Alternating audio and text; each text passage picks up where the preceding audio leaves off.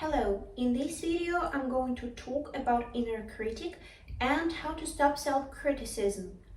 Firstly, let's find out who is an inner critic. An inner critic is a voice in our head which usually criticizes us or judges us. It's a mixture of our past negative experiences which made impact on our life for some reason back then. Let's imagine a small child discovering this world with a lot of curiosity. Yet this child doesn't know any rules or limitations. He or she is just happy being here in this world, enjoying the present. However, to be able to survive and interact with the society, they have to learn certain rules. And there are some really useful things to learn. For instance, you can't cross the road on the red light. Or you have to be sure there are no cars coming when you want to cross the road.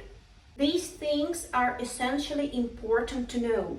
However, there are also different types of limitations which don't serve us but can lead us to low self-esteem and lack of self-confidence.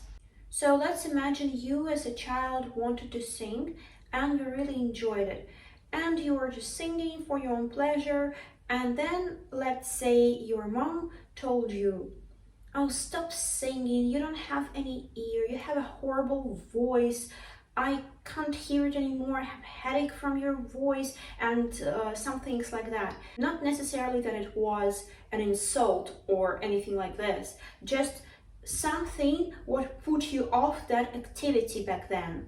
As a small child, you don't want to disappoint your mom, you don't want to make your mom unhappy, you want to keep her mood good, you take her words really seriously, and that way your behavior was modified, and when you grow up, you still have a habit of limiting yourself from singing.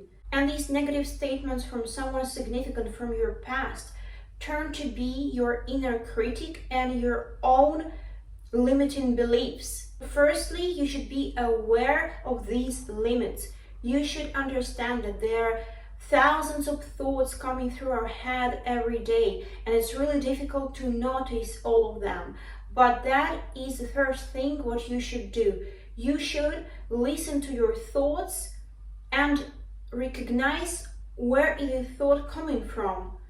For instance, when the next time you try to limit yourself with something, you should listen to this voice which is limiting you. Does it sound familiar? Does it sound like your mom? And recall in which circumstances you learned this negative statement.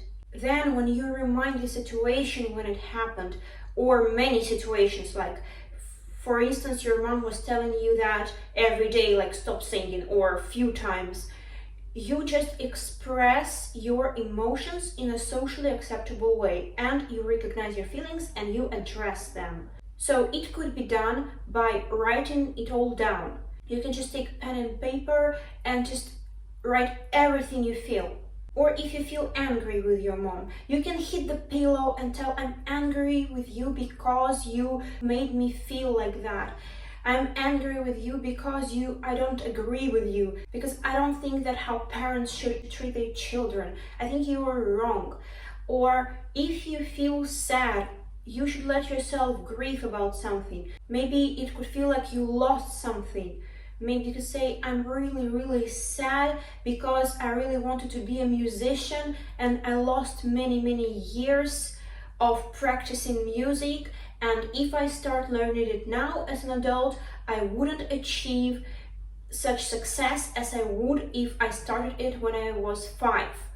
So here is a loss, and here you can give yourself some time to grieve and cry about it. It's really important.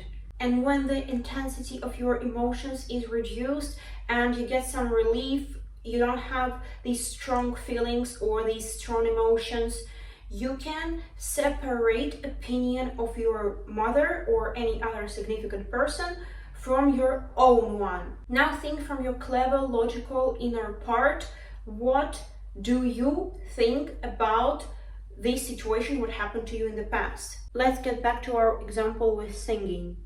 Do you agree with your mom? Is it true that you actually don't have any talent for music?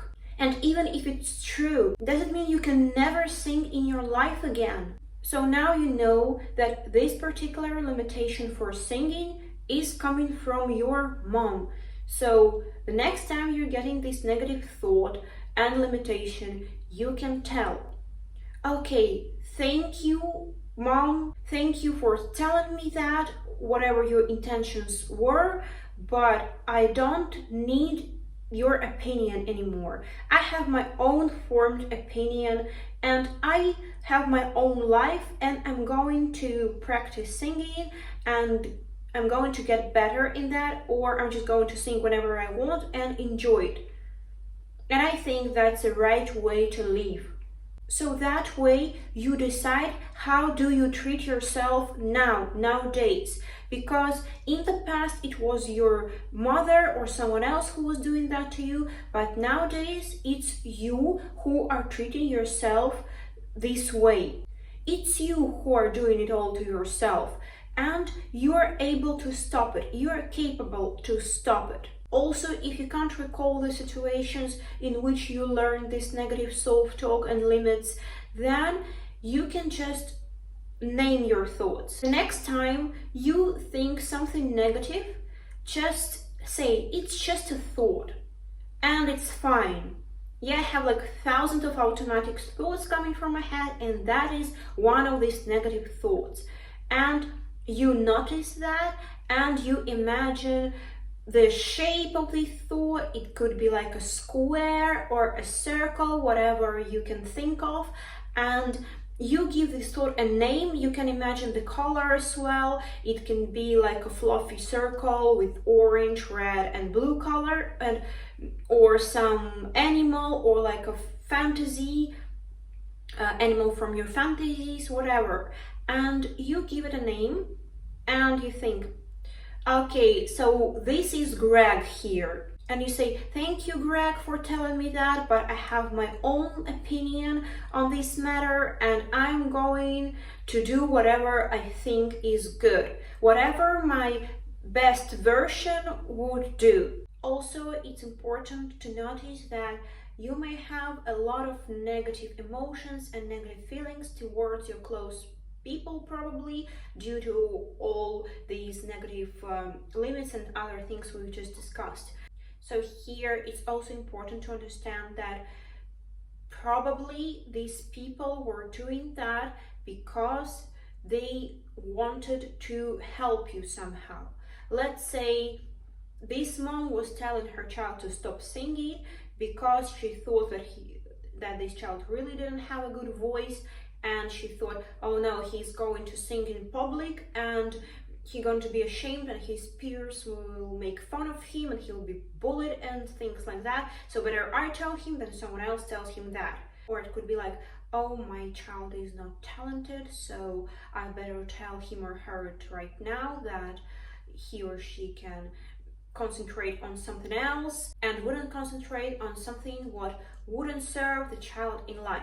Most likely these negative self-talk and these thoughts are trying to help you, to protect you from something, and so on. And also we can't exclude that sometimes people can be just not satisfied with something in their own life and project their negativity on their children. And whatever the reason and motivation these people had, it's maximum what they could do at that moment. That's the best they could do, particularly back then. And that could maybe help you to forgive these people. But from now on, they are not influencing your life. Now it's only you who is organizing everything for your own life. That's all for now. Thank you so much for watching this video. I hope it was useful for you. If so, please give this video a like and subscribe to my channel. It really helps it to grow. See you later and have an amazing day.